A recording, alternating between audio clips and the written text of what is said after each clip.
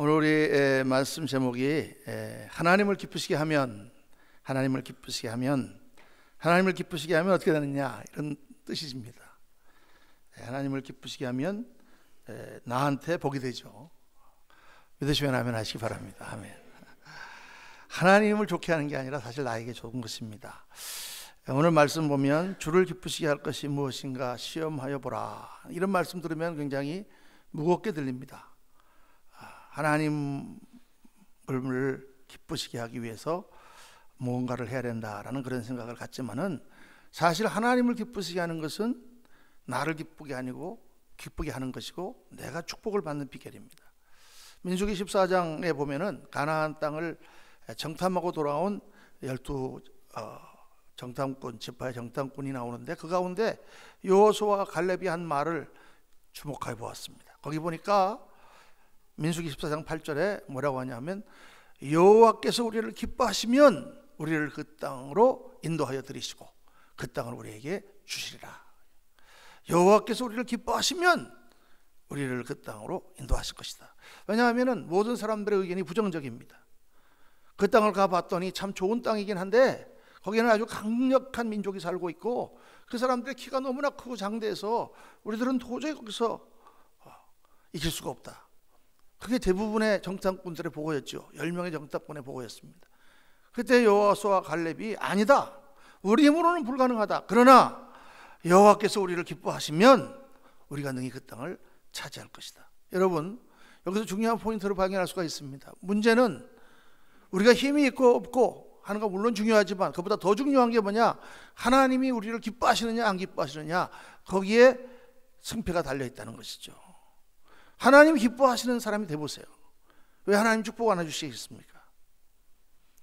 그러니까 우리가 신앙생활을 하면서 어떤 자세를 가지고 해야 되냐면, 내가 어떻게 하면 하나님이 기뻐하시는 사람이 될 수 있을 것인가, 어떻게 하면 하나님을 기쁘시게 할 수 있을 것인가, 그걸 연구를 해야 된다는 거예요. 오늘 말씀 보면은 주를 기쁘시게 할 것이 무엇인가 시험하여 보라 그랬죠. 시험하여 보라는 말이 도끼마존 테스트라고 하는 말인데, 이 도끼마조라고 하는 말의 어원이 무슨 뜻이냐면, 옛날에 어떤 금속이나 젓가락 이런 게 있을 때 그것이 정말 진짜인가 아닌가를 불에 넣어서 달고 본다, 불에 넣어서 실험해 본다는 뜻이에요. 요즘 같으면 실험이라는 뜻입니다. 실험실에서 하는 실험.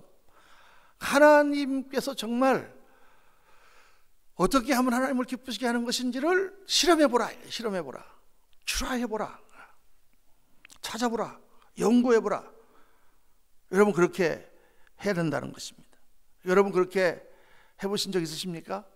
신앙생활 하면서 내가 어떻게 하면 하나님을 기쁘시게 할까, 다 이렇게 해야 되겠다, 이렇게 생각해 보신 그런 적 있으십니까? 고민하면서. 옛날에 제가 너무 정말 형제처럼 지내던 우리 저보다 10살이나 많은 그런 선교사님 계십니다. 이분은 원래 간호원이었는데 뉴욕에 있는 아린이었어요. 독일 갔다 오시고. 그런데 예수님을 믿고 나서 너무 감사했습니다.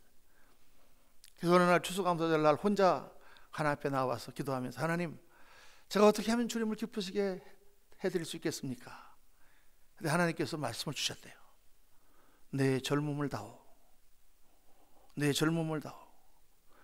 그래서 그때 선교사로 나갈 것을 결심하시고 감리교 선교사가 되셔서 평생 30년을 섬기시고 은퇴하셨습니다. 몇 년 전에.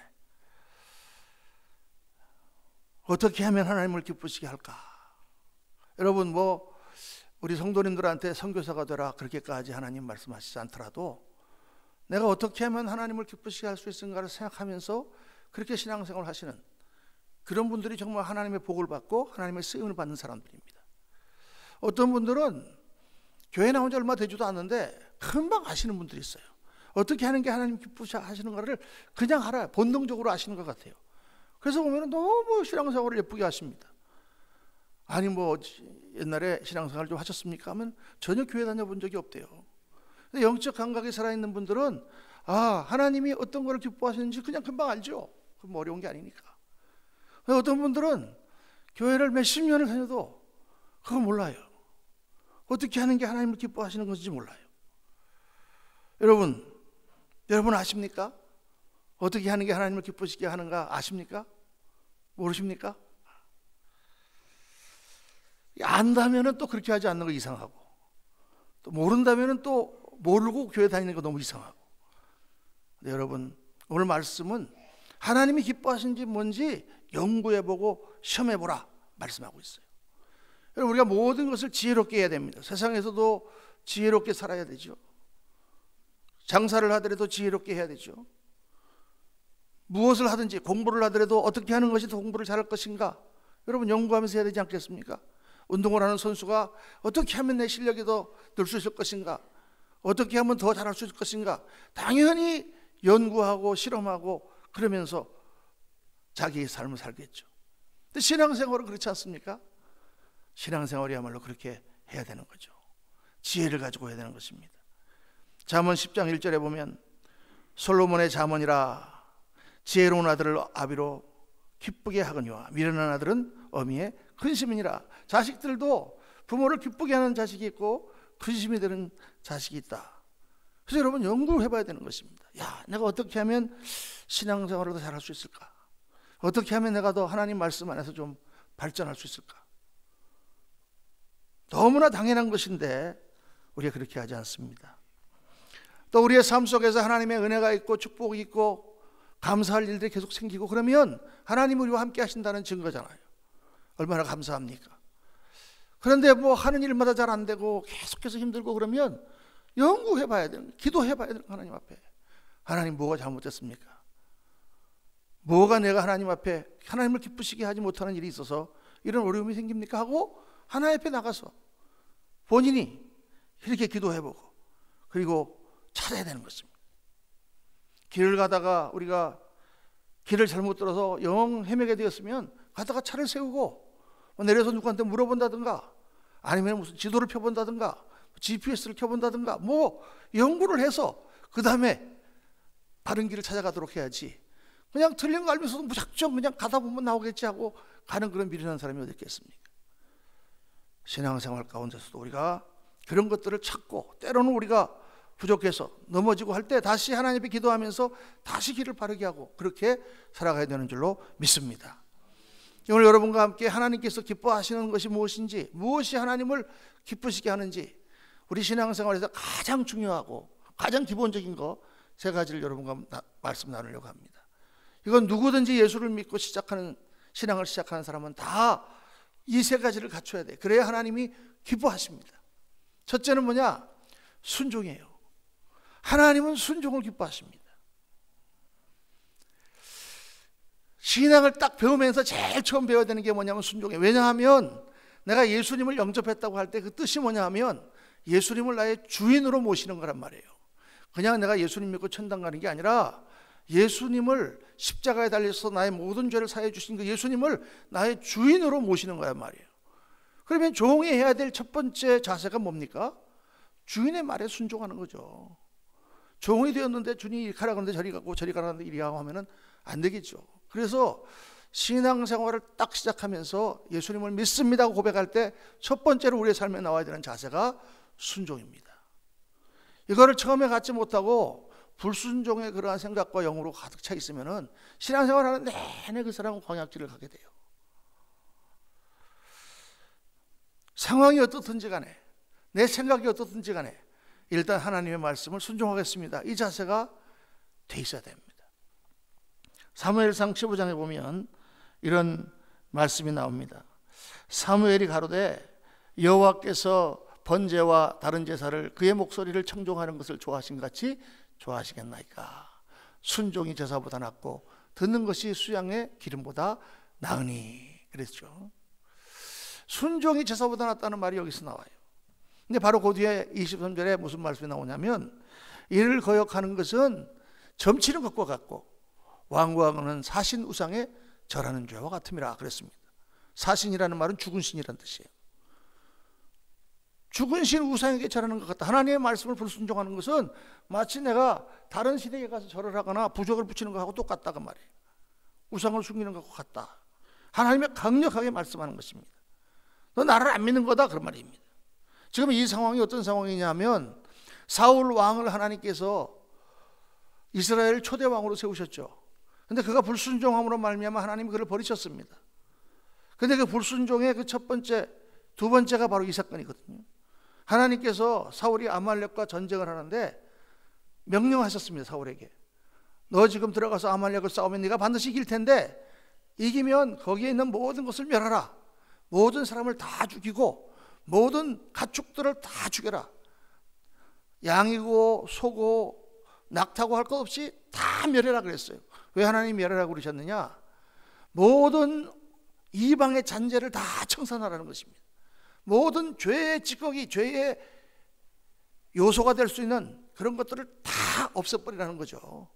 영적으로 우리에게 굉장히 시사하는 바가 큽니다. 어쨌든 하나님이 그렇게 명령하셨단 말이에요. 그래서 사울이 아말렉하고 싸우는데 과연 이겼습니다. 그 성을 쳐들어갔습니다. 그래서 다 죽이려고 보니까 다 죽였는데 보니까 양하고 소가 너무 좋아. 죽이기엔 너무 아까워. 죽여서 없애버릴 필요가 뭐 있나? 그래서 남겨뒀습니다. 또 보니까 남자들은 다 죽이지만 여자들이야 쓸모가 많은데 이거 다 죽일 필요가 뭐 있나? 여자들도 남겨놨어요. 근데 그 다음날 사무엘이 하나님 말씀 듣고 갔습니다. 사울에게 어떻게 하나님 시킨 대로 했습니까? 사울이 다 시킨 대로 했습니다. 그런데 왜 내 귀에 양의 울음소리와 소의 울음소리가 들립니까? 그랬더니 사울이 뭐라고 그러냐면 그거요, 그거는 하나님께 제사 드리려고 제가 좋은 거는 남겨놨습니다. 그때 하나님께서 이 말씀하는 거죠. 나한테 제사 드린다고? 하나님께서 순종하는 것을 순종하지 않는데 예배 받는 것을 좋아하시겠는가? 순종이 제사보다 낫고 듣는 것이 수양의 기름보다 나으니 이 말씀 바로 거기서 하신 것이죠. 우리 생각에는 이것을 남겨두어서 좀 유용하게 써먹고 우리 생각에는 어떻게 해가지고 이렇게 하는 것이 좋을 것 같지만 하나님이 이렇게 말씀하라고 하셨으면 그대로 해라 그 말이에요. 이게 굉장히 여러분 신앙에서 중요한 것입니다. 영적인 세계는요 우리가 모르는 것이 많습니다. 믿음의 세계라고 하는 것 자체는 우리가 알 수가 없는 거예요. 믿음이라고 하는 것 자체가 내가 눈에 다 보이고 눈에 보니까 다 뻔하고 그런데 무슨 믿음이 있습니까? 그건 그냥 보는 거지. 근데 믿음은 원래 안 보이는 것이죠. 안 보이는 것이지만 믿고 가는 것이죠. 그렇기 때문에 내 생각과 다를 때가 너무나 많고 내 생각을 초월할 때가 너무나 많은 것입니다. 그런데 하나님께 순종하지 않냐고 우리가 우리 마음대로 가면 결국 하나님의 역사는 우리 가운데 일어나지 않는 거죠. 신앙의 아주 기본적인 자세입니다. 여러분 우리 자녀들이 아침 저녁으로 꼬박꼬박 와서 인사를 하는데 전혀 내 말도 듣지 않고 속만 썩이고 이리 가라 하면 저리 가고 그렇게 못되게 구는 자식이다 그러면 아침에 받는 인사가 편하겠습니까? 아이고 그렇게 말을 안 듣고 속썩여도 인사를 하는구나 그렇게 생각하겠습니까? 물론 그럴 수 있죠. 하나님 말씀은 제대로 듣지 않고 엉터리로 살지만 그래도 와서 예배는 드립니다. 그래도 예배는 드리네 하고 좋을 수도 있지만 그러나 여러분 하나님 말씀에 분수정하며 예배만 드리는 것을 하나님께서 결코 기뻐하실 리가 없습니다. 하나님이 원하시는 것은 순종이에요. 그래서 우리를 낮춰야 됩니다. 하나님 말씀 앞에 내 생각을 버리고 무릎을 꿇어야 됩니다. 정말 하나님이 원하시는 대로 내가 하겠습니다 라고 하는 사람이 그 사람이 하나님이 기뻐하는 사람이고 그런 사람 하나님이 특별히 축복하시고 그들을 사용하시는 줄로 믿습니다. 순종의 사람이 돼야 됩니다. 둘째로 하나님이 기뻐하시는 것은 밝은 삶이에요. 깨끗한 삶입니다. 성결한 삶입니다. 오늘 말씀에 보면 에베소 5장 8절에 너희가 전에는 어둠이더니 이제는 주 안에서 빛이라 빛의 자녀들처럼 행하라. 빛의 자녀로 산다는 것은 뭐예요? 빛의 자녀, 밝은 삶, 성결한 삶, 깨끗한 삶이죠. 하나님은 하나님이 거룩하신 분이기 때문에 우리가 깨끗하고 정결한 삶을 살기를 원하시고 그 사람을 복주십니다. 여러분 깨끗한 삶이라고 우리가 말할 때 항상 우리가 마음이 무겁습니다. 잘 안 되기 때문에 우리 옛사람이 있고 우리의 습관이 있고 그렇기 때문에 마음은 온유로되 육신이 잘 말 듣지 않는 경우가 많죠. 그래서 우리를 고쳐야 되는 것입니다. 여러분 신앙생활을 하면서 우리가 바뀌어야 돼요. 고쳐야 돼요. 어제하고 오늘하고 다르고 올해하고 내년이 다르고 변화돼야 돼요. 똑같으면 안 됩니다. 우리가 교회 나와서 예배 듣고 하나님 말씀 듣고 신앙생활 할 때는 변화가 있어야 되잖아요. 저는 처음에 목사 안수 받을 때 목사 안수만 받고 나면 다 되는 줄 알았어요. 아니에요, 여러분. 목사 안수를 받는 거는 이제 시작하는 거예요. 보니까 나 자신을 보니까 내가 너무 형편없어, 목사로서. 그래서 그때부터 나를 훈련하고 하나님 앞에 엎드리고 실수할 때마다 회개하고, 그러면서 성격도 바꿔지고 습관도 바꿔지고 말씀의 깊이도 바꿔지고 실력도 바꿔지고 설교도 바꿔지고 다 바뀌어지는 거죠. 잘하는 거 아직도 모르지만은 계속 변화되고 잘하는 것이죠. 우리의 신앙이라고 하는 것 자체가, 순례자의 삶이라는 것 자체가 우리가 하나님 앞에 변화되는 것입니다. 변화를 추구하시는 여러분 되시길 주의 이름으로 축원합니다. 근데 이게 잘 안 된다고 말이죠. 근데 오늘 말씀에 두 가지 중요한 비결이 있습니다. 이게 하나님 앞에 내가 변화된 삶을 살려면은 이 두 가지가 꼭 돼야 돼. 첫 번째가 뭐냐 하면 자화상입니다. 자화상. 자기 인식. 자기 인식. 셀프 이미지. 오늘 말씀 보니까 5장 8절에 너희가 전에는 어둠이더니 이제는 주 안에서 빛이라 그랬습니다. 하나님 데피니션을 새로 해주세요. New Identification입니다. 내가 옛날에는 어둠이었는데 지금은 빛이다 그 말이에요. 빛이다. 너는 빛이다 그 말이에요. 그러니까 예수 믿는 사람이 이 자화상이 변화가 돼야 돼. 이 자화상이 변화가 되지 않으면 절대로 삶이 바뀌지 않습니다. 여러분, 대통령이 되는 사람들은요, 다 내가 대통령이 될 사람이다라는 자화상 갖고 있어요. 그게 쉽겠습니까? 그러니까 다 추구하다 보면은 그 가운데 사람 되는 거지, 어떻게 하다 보니까 살다 보니까 내가 대통령이 되었네, 이런 사람 아무도 없어요. 옛날에 어떤 한국의 어떤 대통령은 그랬다잖아요. 국민학교 때부터 자기는 대통령이 될 꿈을 꿨다고. 내가 어떤 사람인가 하는 것이 나의 행동에 지대한 영향을 미칩니다. 내가 어떤 위치에 있는 사람인가. 내가 옛날에는 그냥 친구들이랑 이렇게 놀러 다니고 시정잡처럼 다녔는데 어느 날 내가 이런 주의를 받았어. 나라의 어떤 보좌관이 되었어요. 그러면 내가 이제는 내가 옛날처럼 그렇게 행동하지 않고 이런 사람이 되어야 되겠구나 라고 자화상이 바뀌어야 되는 거죠. 그게 안 바뀌면은 엉뚱한 실수들을 하는 거죠. 여러분, 내가 깔끔한 사람이라고 생각하는 자화상을 가진 사람은 깔끔하게 삽니다. 나는 더러운 사람이다라고 생각하는 사람은 더럽게 삽니다. 나는 이 세상에서 성공하는 사람이라고 생각하는 사람은 성공합니다. 나는 실패자야라고 생각하는 사람은 실패자입니다. 실패합니다, 그 사람은. 제가 옛날에 그랬다고 그러잖아요, 여러분. 공부 잘하는 아이들을 특징을 보니까 내가 공부 잘하는 아이라는 자화상을 가지고 있어요. 그러니까 성적이 5점만 떨어져도 그냥 하고 막 죽어라고 공부합니다. 근데 나는 원래 공부 못하는 애라고 생각하는 자화상 가진 사람은, 애들은 뭐 40점 맞아도 해, 30점 맞아도 해, 선생이 야단쳐도 해. 왜냐하면 자기는 그런 사람이니까. 그러니까 성경에 계속해서 주님께서 말씀하시는 거예요. 너희는 새로운 피조물이라. 너희는 이제 옛날 사람이 아니다. 옛사람 지나갔으니 보라, 새 것이 되었도다. You are a new creature, new being. 새로운 창조물이단 말이에요. 예수님 믿었으니까. 이게 우리 안에 딱 들어와 있으면은 그때부터 우리가 변화되기 시작하는 것입니다. 우리 교회 집사님들 특별히, 나는 우리 교회 집사다. 집사가 뭐예요? 하나님의 일을 맡은 일꾼. 나는 하나님의 일꾼이다. 이런 자화상을 가지고 있으면은 얼마나 열심히 하겠습니까? 할렐루야. 왜 아멘 소리가 별로 안 나네. 그 자화상이 중요한 거죠. 하나님을 믿는 성도는 어떤 자화상을 가져야 되느냐? 오늘 말씀한 것처럼 나는 빛의 자녀다. 이게 우리 자화상이에요. 우리 한번 다 따라해 봅시다. 나는 빛의 아들이다. 여자분도 다 아들이라 그래요. 왜냐하면 이거는 상징적인 말이니까요. 밑에 자녀라 그러면 좀 약간 이게 머리 안 들어와. 근데 나는 빛의 아들이다. 나는 빛의 아들이다.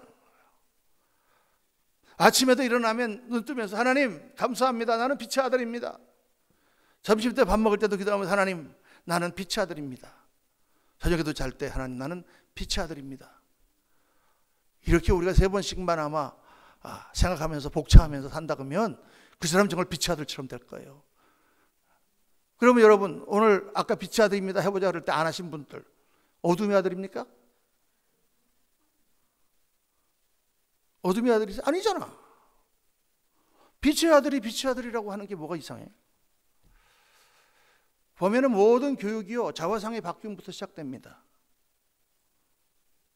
우리나라 옛날에 가난했잖아요. 일본 사람들이 식민교육을 시켰잖아요. 식민교육 어떻게 시킨 줄 아십니까? 자화상을 파괴하는 거예요. 한국 사람들은 싸우기 잘하고 너희들은 사색당장하는 사람들이고 너희들은 엽전이고 너희들은 모였다면 서로 싸우고 뭉치지 못하는 여기고, 이거를 40년 동안 계속 우리나라 사람들이 들어가지고 아직도 그래요. 우리가 우리 한국 사람들은 같이 못해. 누가 그래? 누가 우리 한국 사람 같이 못 산다고? 왜 우리 도움 못해? 얼마든지 할 수 있지. 자화상이 안 바뀌어요. 자화상을 그렇게 세뇌를 시키는 거예요. 노예로 만들려고. 노예들에게 하는 교육이 뭡니까? 너희는 노예야. 성충이는 솔림 먹고 살아야 돼. 오르지 못하려면 쳐다보지도 마. 너희는 안 돼. 너희는 원래 그렇게 태어난 거야. 이렇게 살다가 죽는 게 내 팔자야. 팔자소관이야. 안 돼.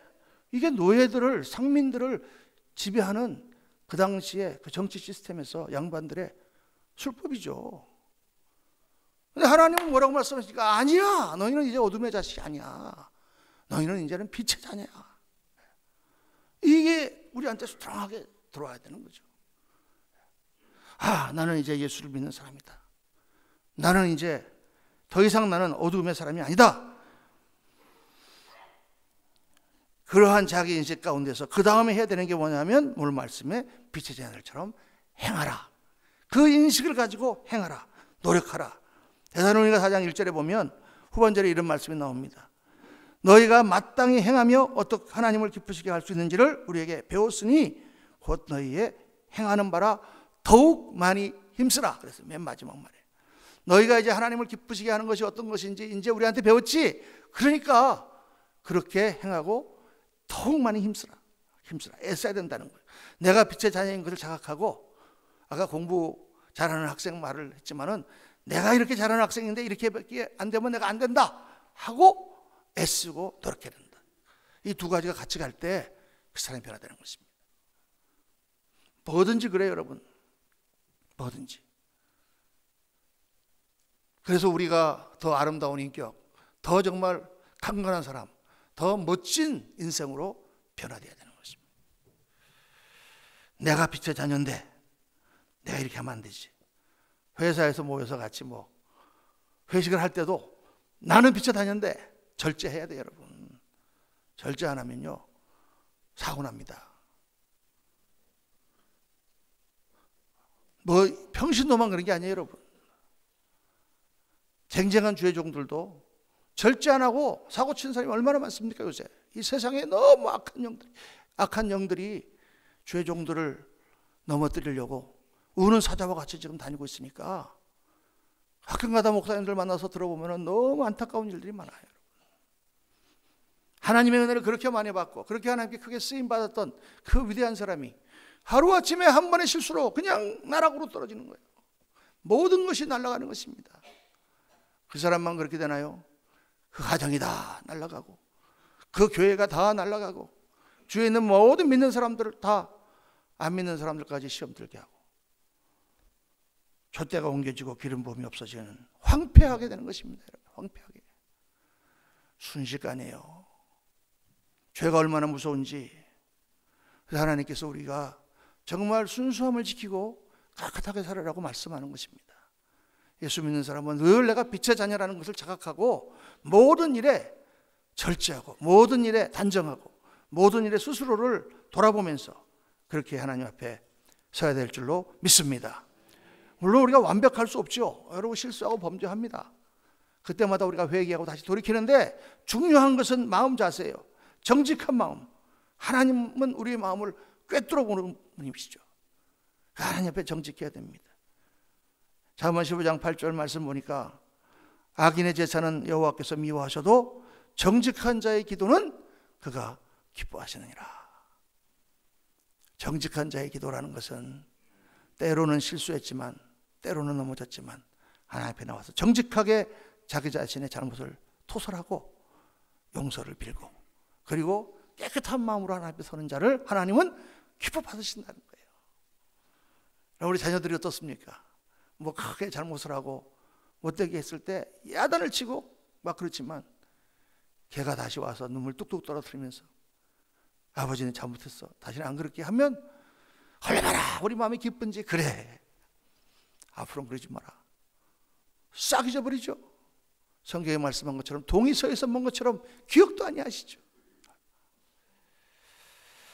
하나님께서 기뻐하십니다. 사랑하는 성도님들, 하나님이 기뻐하시는 깨끗하고 거룩하고 밝고 아름다운 삶을 추구하시는 저와 여러분 되시길 주의 이름으로 축원합니다.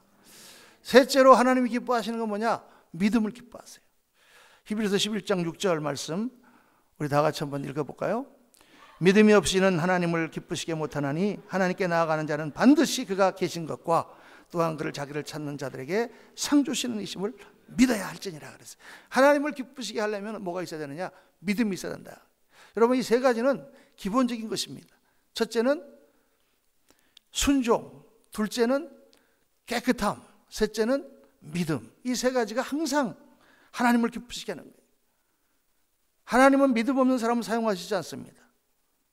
물론 앞에 순종과 순결도 마찬가지죠. 믿음 없이 순종하겠습니까? 믿음 없이 우리가 거룩한 삶을 살겠습니까? 그런데 이 믿음이라고 하는 것은 특별히 하나님의 역사를 일으키는 믿음이에요. 누구를 사용하셔서 그를 통하여 일을 이루시려고 하는데 어떤 사람을 하나님이 사용하시느냐? 믿고 나가는 사람을 사용하신다. 성경에 믿음에 관한 말씀이 많이 나오죠. 기도하고 구한 것은 받은 줄로 믿어라. 주님께서 병자를 고쳐주실 때 여러 번 물어보셨어요.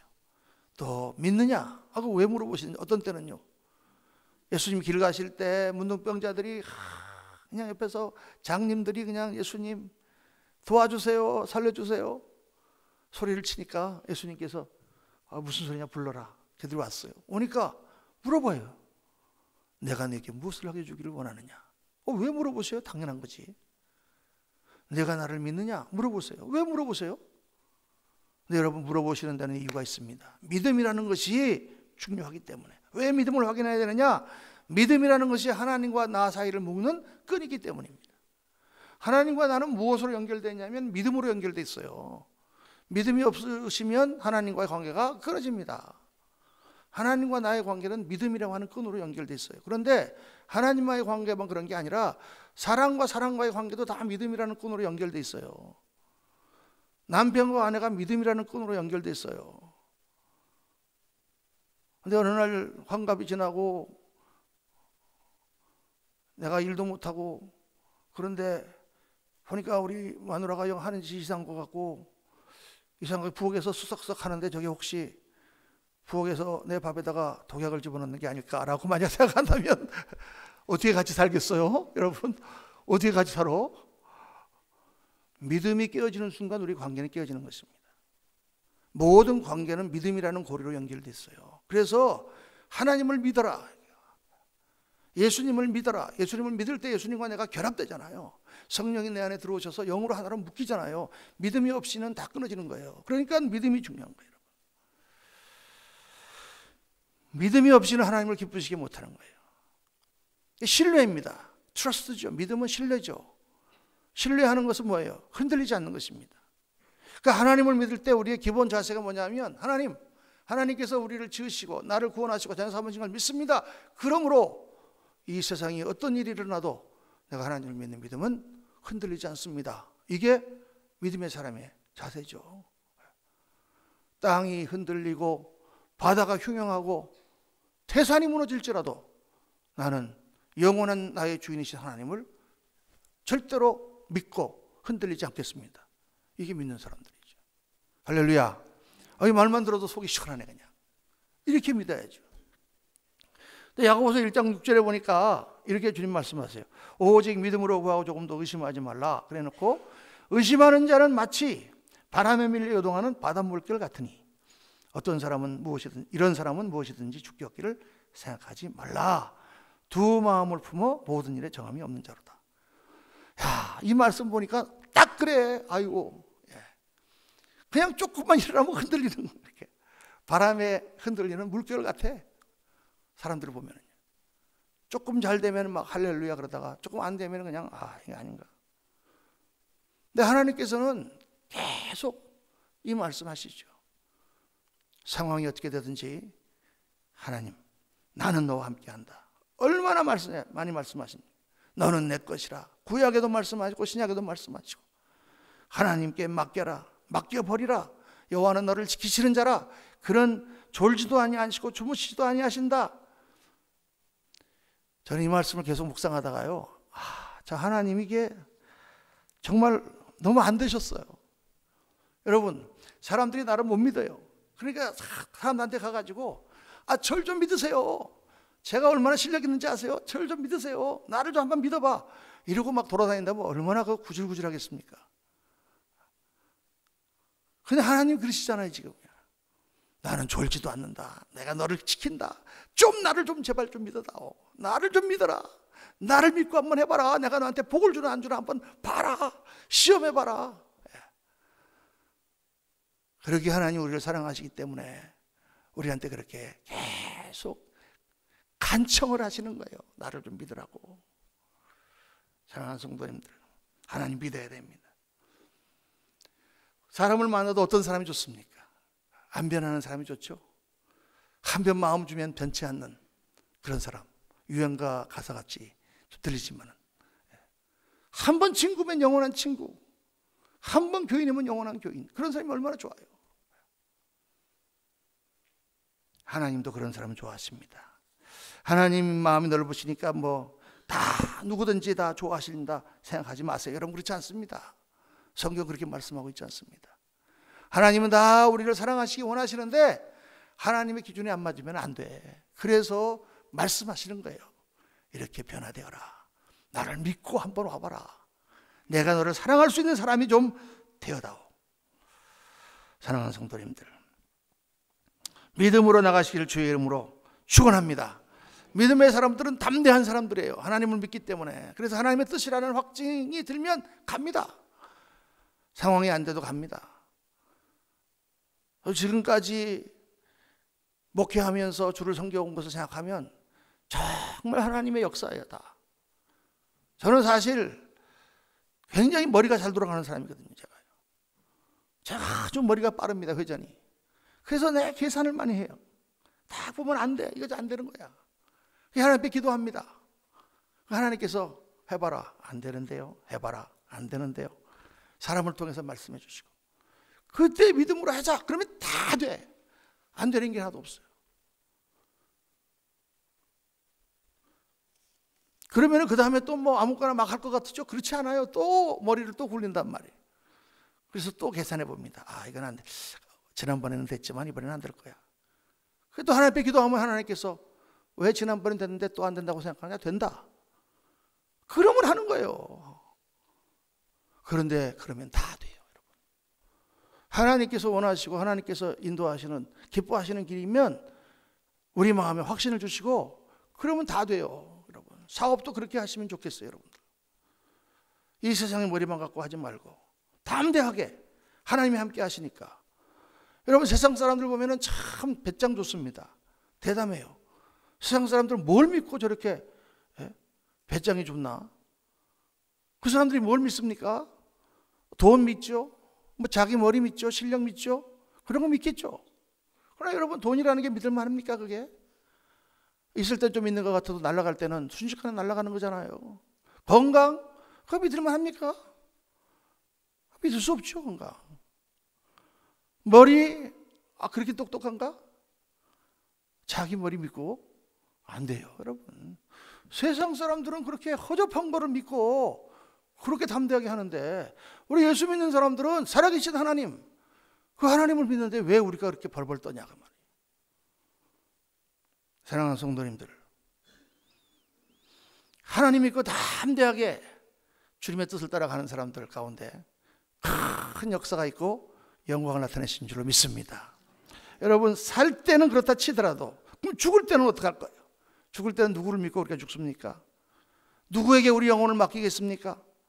전당이 있는지 지옥이 있는지 여러분 가봤습니까? 깜깜한, 누구도 갔다 와 돌아오지 못한 그곳, 그 어둠 속으로 여러분의 영혼이 갈 때 그 여러분의 영혼을 누구에게 맡기겠습니까? 시편 73편 22절에 이 말씀 나옵니다. 내가 이같이 우매무지하니 주의 앞에 짐승이오나 내가 항상 주와 함께하니 주께서 내 오른손을 붙으셨나이다. 주의 교훈으로 나를 인도하시고 후에는 영광으로 나를 영접하시리니. 25절 우리 다 같이 읽겠습니다. 하늘에서는 주 외에 누가 내게 있으리요 땅에서는 주밖에 나의 사모할 자 없나이다. 하나님 외에 내가 누가 있습니까? 하나님 외에 내가 누가 있습니까? 땅에서는 주밖에 나의 사모할 자가 없고 하늘에는 주밖에 내게 아무것도 없습니다. 하나님을 믿고 우리가 죽음의 문턱을 넘어가도 하나님의 천국으로 우리가 인도하며 할렐루야 찬송 가운데 나가게 되는 줄로 믿습니다. 사랑하는 성도님들, 믿어야 됩니다. 하나님을 굳게 믿고 과감하게 살아야 됩니다. 오늘 말씀 제목이 하나님을 기쁘시게 하면 점점점 이렇게 제목을 붙였습니다. 하나님을 기쁘시게 하면 어떻게 될까요? 하나님을 기쁘시게 하면 그 사람이 망할까요? 아닙니다. 하나님을 기쁘시게 하면 하나님이 복을 내리십니다. 하나님이 엄청난 복을 내리십니다. 싸울 곳이 없는 복을 내리십니다. 하나님이 나를 변화시켜 주십니다. 하나님이 나를 사용하여 주십니다. 영광된 인생을 살게 하십니다. 하나님께서 우리 가정을 축복해 주십니다. 하나님께서 우리 자녀들을 축복해 주십니다. 하나님께서 우리 교회를 복 주십니다. 세상에 하나님의 영광을 나타내는 도구로 우리를 사용하십니다. 하나님을 기쁘시게 하는 것은 궁극적으로 나를 기쁘게 하는 것이요, 나를 행복하게 하는 것이요, 나를 영광되게 만드는 것입니다. 우리 잠언 25장 13절 말씀, 지난주에 이 말씀이 제 가슴에 다시 한번 꽂혔습니다. 충성된 사자는 그를 보낸 이에게 마치 추수하는 날의 얼음 냉수 같아서 능히 그 주인의 마음을 시원하게 하느니라. 보리 농사에 초여름에 다 먼지가 날리고 보리를 타작하면서 그냥 먼지 가운데 땀을 흘리면서 목마르게 그렇게 일하고 있는데 옆에서 누가 시원한 냉수에다가 얼음을 둥둥 띄어 갖고 와서 한 잔 드시고 하십시오. 야, 그 얼마나 시원하겠는가. 이런 이미지를 하나님 보여주세요. 충성된 종은 여름에 보리 농사하는데 얼음 냉수 같다. 사랑하는 성도님들, 정말 이 시원한 어린 냉수 같은 그런 성도가 돼서 정말 하나님 앞에 크게 쓰임받고 영광 돌려드리고 정말 하나님 많은 복을 받고 주님을 나타내시는 저와 여러분 되시기를 주의 이름으로 축원합니다. 아멘. 기도하십시다. 아버지 하나님, 뜨거운 여름날 시원한 얼음 냉수 같은 그런 종이 될 수 있도록 저를 붙들어 주시고 우리 사랑하는 성도님들 그런 시원한 하나님을 기쁘시게 하는 그런 종들이 되어서 하나님의 복을 받고 크게 쓰임받고 영광 돌려드리는 그런 귀한 성도들이 다 되도록 하나님 은혜 나려 주옵소서. 오늘 말씀처럼 정말 순종하는 사람, 깨끗하게 나를 갖고 가는 사람, 그리고 믿음으로 하나님께 나아가는 그런 종이 되기를 원합니다. 저희들을 붙들어 주옵소서. 우리 구주 예수 그리스도 이름으로 기도하옵나이다. 아멘. 아멘.